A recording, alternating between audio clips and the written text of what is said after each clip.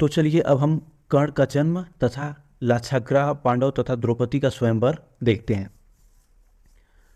जब कुंती का विवाह नहीं हुआ था, विवाह से पूर्व जब उन्हें मंत्रों का ज्ञान पूरा मिल चुका था ऋषि मुनियों से कि पुत्र प्राप्ति का कैसे करें, तो इसके बाद उन्होंने एक बार कोशिश करने की मतलब चेक कर रही थी वह कि क्या ये मंत्र सच में काम करते हैं या नहीं करते हैं। तो ऐसे ही एक दिन उन्होंने सूर्य भगवान का आवाहन किया और इसके कारणवश अब श्राप कभी विफल नहीं जाता है तथा आशीर्वाद भी कभी विफल नहीं जाता है।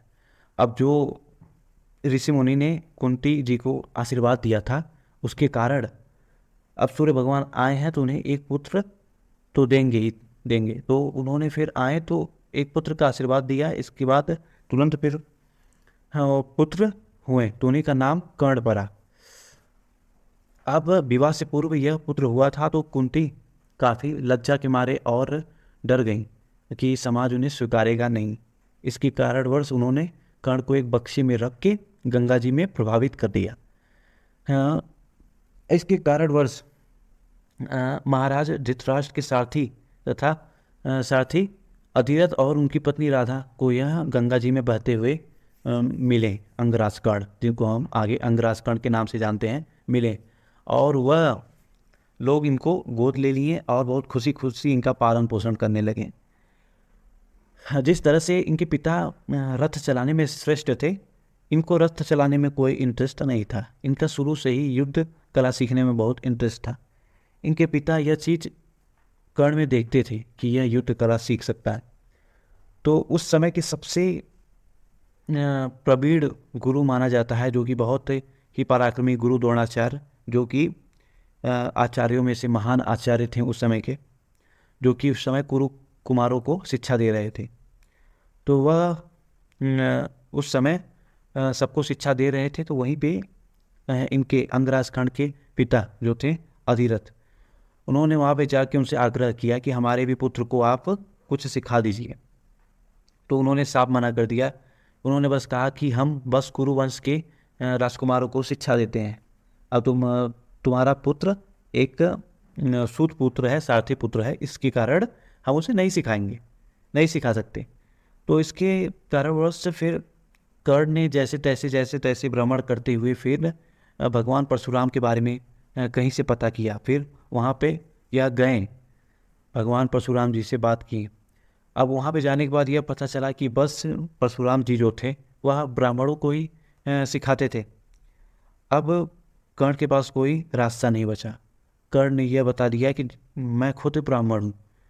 तो जैसे तैसे फिर भगवान परशुराम मान गए कर्ण को सिखाने के लिए। अब फिर धीरे धीरे सिखाने लगे कर्ण को। कर्ण एक बहुत कुशल और बहुत तेज दिमाग का बालक था उस समय, और जब उसको सिखाने लगे जो चीज़, उसमें वो बहुत निपुणता से वह काम करता रहा और बहुत ध्यान लगा के काम करता रहा और सीखता रहा। इससे धीरे धीरे वह परशुराम के शिष्यों में से अत्यंत प्रिय शिष्य बन गया और काफ़ी परशुराम जी उनको चाहने लगे। अब जो है कर्ण को फिर उन्होंने अपने जैसे एकदम धनुर्धर बना दिए। काफ़ी बड़े बड़े अस्त्रों का ज्ञान इन्हें प्रदान किया, जैसे कि ब्रह्मास्त्र, भागवस्त्र, यह सब अस्त्रों का ज्ञान प्रदान किया। एक दिन कर्ण की जांघ पर सर रख के भगवान परशुराम आराम कर रहे थे। तब कोई कीड़ा आके कर्ण को पैर में काटने लगा, जिसकी वजह से ब्लड आने लगा। ब्लड आने की वजह से फिर जो है कर्ण को वह पहचान गए कि यह ब्राह्मण नहीं है। इसके कारणवश उन्होंने श्राप दे दिया। तो यह हम आगे जानेंगे कि श्राप क्या मिला, कैसे मिला और क्या कब इनका श्राप ये इनकी जान के पे बनाया। तो उसी समय दुर्योधन के मामा शकुनी हस्तिनापुर में ही रहते थे और वह दुर्योधन के हमेशा गलत चीज़ें सिखाया करते थे पांडु पुत्रों के खिलाफ। और इसके कारणवश दुर्योधन बाल अवस्था में ही पांडु पुत्रों को मारने की कितनी बार कोशिश कर चुका, लेकिन सफल नहीं हुआ। तो काफ़ी बड़ा होने के बाद, शिक्षा जब कंप्लीट होने के बाद शकुनी ने दिमाग लगाया लाक्षागृह वाला प्लान बना के कि मोम जैसे महल बना के उसको आग लगा दिया जाए। हालांकि उस प्लान को एकदम सक्सेसफुल तरीके से काम भी शकुनी ने किया दुर्योधन के साथ मिलके। अब दुर्योधन बहुत खोटी बुद्धि का था और वह ज़्यादा कुछ सोचता नहीं था। अब जो उसके मामा श्री बोल देते थे वही चीज़ वह करता था। तो यह चीज़ विदुर को पता नहीं कैसे पता चल गई। जैसे जैसे विदुर जी ने पांडु पुत्रों तथा कुंती को उस लाक्षागृह की अग्नि से बचाया। इसके बाद फिर पांडव वहाँ से निकलने के बाद फिर किसी के आश्रम में जाके रुक गए हैं। फिर वहाँ से अपना जीवन व्यतीत करने लगे बिना किसी को बताए।